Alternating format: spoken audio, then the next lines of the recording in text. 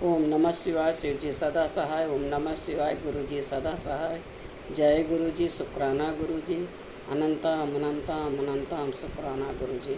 हर हर महादेव। हर हर महादेव। जय भोलेनाथ बाबा। जय भोलेनाथ बाबा। जय गुरु पाठ। जय गुरु पाठ। जय। जो शिव पुराण पढ़ने में भूल चूक होगी माफ़ करना प्रभु, माफ़ करना। जय भोलेनाथ बाबा की। जय भोलेनाथ बाबा की।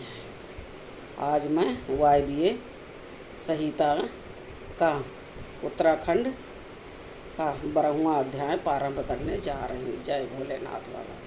जय भोलेनाथ।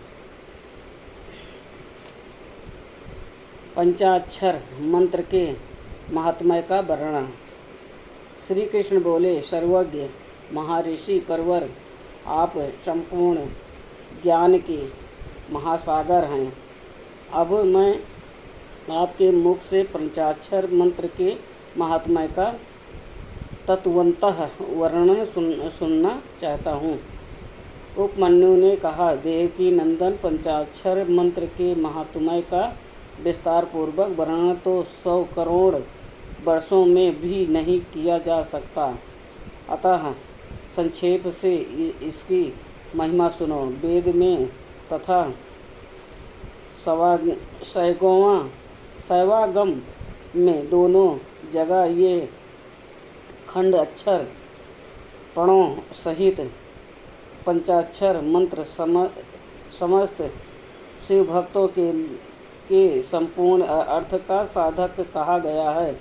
इस मंत्र में अक्षर तो थोड़े ही हैं, परंतु ये महान अर्थ से संपन्न है। यह वेद का सार तत्व है, मोक्ष देने वाला है, शिव की आज्ञा से सिद्ध है, संदेह शून्य तथा शिवा स्वरूप वाक्य है।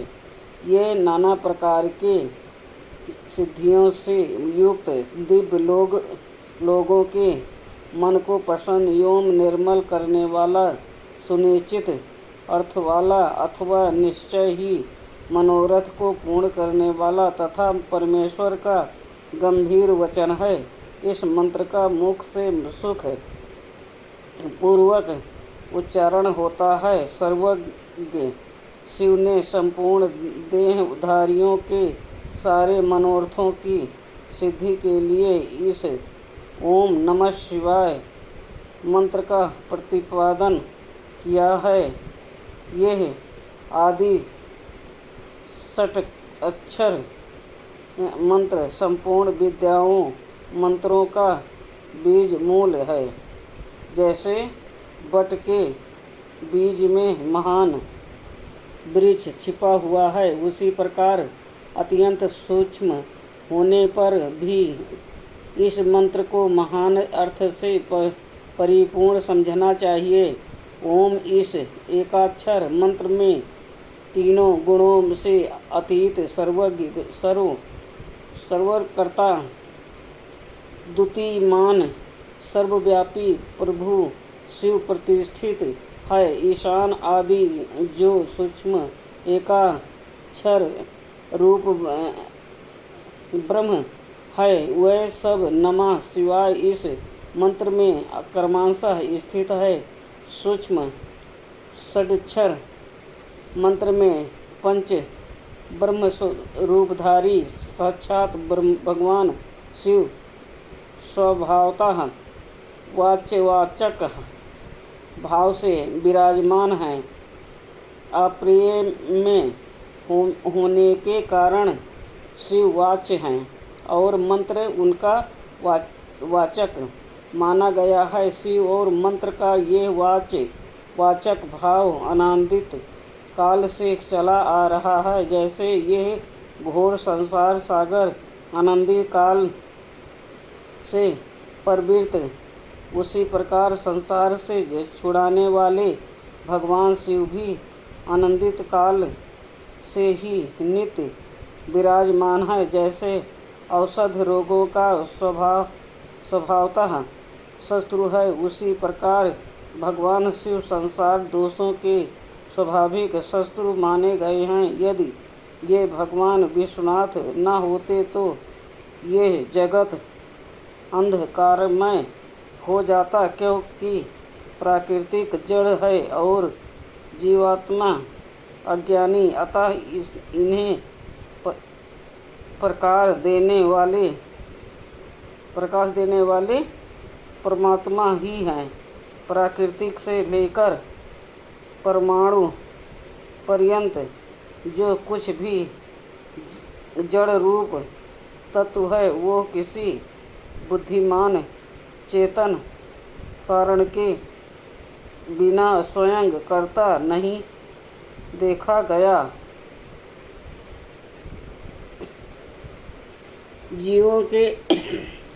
जीवों के लिए धर्म करने और अधर्म से बचने का उपदेश दिया जाता है। उनके बंधन और मोक्ष भी देखे जाते हैं। अतः विचार करने से सर्वज्ञ परमात्मा शिव के बिना प्राणियों के अधिसर्ग की सिद्धि नहीं होती। जैसे रोगी वैद्य के बिना सुख से रहित हो कलेश उठाते हैं, उसी प्रकार सर्वज्ञ शिव का आश्रय न लेने से संसारी जीव नाना प्रकार से कलेश भोगते हैं। अतः ये सिद्ध हुआ कि जीवों का संसार सागर से उद्धार करने वाले स्वामी अनादि सर्वज्ञ परिपूर्ण सदाशिव विद्यमान हैं।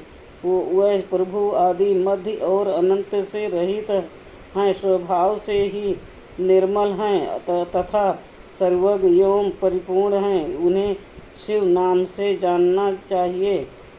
शिवागम में उनके स्वरूप का विशुद्ध रूप से वर्णन है। ये पंचाक्षर मंत्र उनका अभिमान वाचक है और वह शिव अभिधेय वाच है। अभिधान और अभिधेय वाचक और वाच रूप होने के कारण परम शिव स्वरूप यह मंत्र सिद्ध माना गया है। ओम नमः शिवाय ये तो षड शिव वाक्य है। इतना ही शिव ज्ञान है और इतना ही परम पद है। यह शिव का विधि वाक्य है, अर्थवाद नहीं है। यह वही का स्वरूप है जो सर्वज्ञ परिपूर्ण और स्वभावतः निर्मल है, जो समस्त लोगों पर अनुग्रह करने वाले हैं। वह भगवान शिव झूठी बात कह सकते हैं। जो सर्वज्ञ है वह तो मंत्र से जितना फल मिल सकता है उतना पूरा का पूरा बताएंगे, परंतु जो राग और अज्ञान आदि दोनों दोषों से ग्रस्त हैं वह ही झूठी बात कह सकते हैं। वह राग और अज्ञान आदि दोष ईश्वर में नहीं है। अतः ईश्वर कैसे झूठ बोल सकते हैं जिनका संपूर्ण दोषों से कभी परिचय ही नहीं हुआ है। उन सर्वज्ञ शिव ने जिस निर्मल वाक्य पंचाक्षर मंत्र का प्रणयन किया है वो प्रणाम भूत ही है, इसमें संशय नहीं है। इसलिए विद्वान पुरुष को चाहिए कि वो ईश्वर के वचनों पर श्रद्धा करें।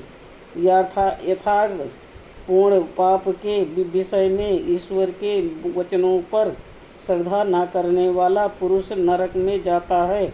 शांत स्वभाव वाले श्रेष्ठ मुनियों ने स्वर्ग और मोक्ष की सिद्धि के लिए जो सुंदर बात कही है उसे सुभाषित समझना चाहिए। जो वाक्य राग है, दोष, असत्य, काम, क्रोध और तृष्णा का अनुसरण करने वाला हो वो नरक का हेतु होने के कारण दुर्भाषित कहलाता है। अभिधा एवं राग से युक्त वाक्य जन्म मरण रूप संसार कलेश की प्राप्ति के कारण होता है, अतः वो कोमल, ललित अथवा संस्कृत संस्कार युक्त हो तो उससे क्या लाभ, जिससे सुनकर कल्याण की प्राप्ति हो तथा राग आदि दोषों का नाश हो जाए।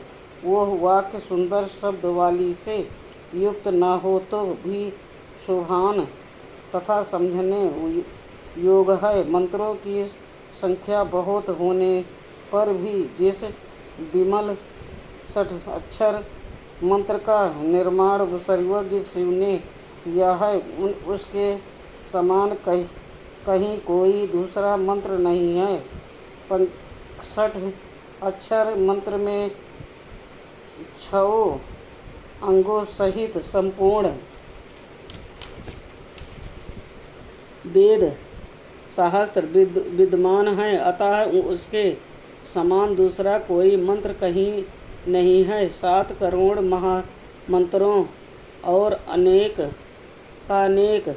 उपमंत्रों से ये 65 अक्षर मंत्र उसी प्रकार भिन्न है जैसे वृत्ति से सूत्र जितने शिव ज्ञान है और जो विद्य स्थान है वह सब षडक्षर मंत्र रूपी सूत्र के संक्षिप्त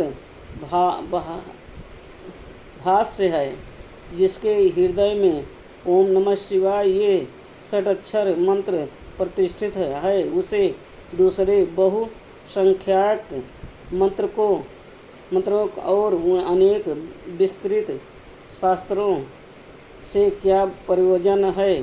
जिसने ओम नमः शिवाय इस मंत्र का जाप दृढ़ता पूर्वक अपना लिया है, उसने संपूर्ण सहस्त्र पढ़ लिया है और समस्त शुभ कृतियों का अनुष्ठान पूरा कर लिया। आदि में नमः पद से युक्त शिवाय ये 3 अक्षर जिसकी जिह्वा के अग्रभाग में विद्यमान है, उसका जीवन सफल हो गया। पंचाक्षर मंत्र के जप में लगा हुआ पुरुष यदि पंडित, मूर्ख, अज्ञानज अथवा अधम भी हो तो वो पाप पंजर से मुक्त हो जाता है। आज का वायव्य संहिता का 12वां अध्याय संपूर्ण हुआ। ओम नमः शिवाय। शिव जी सदा सहाय। ओम नमः शिवाय। गुरु जी सदा सहाय। जय गुरु जी। शुक्राना गुरु जी। अनंतम अनंतम शुक्राना गुरु जी। हर हर महादेव। हर हर महादेव। जय भोलेनाथ बाबा की। जय भोलेनाथ बाबा की। ये जो शिव पुराण पढ़ने में भूल चूक होगी माफ़ करना प्रभु, माफ़ करना। जय हो। जय हो।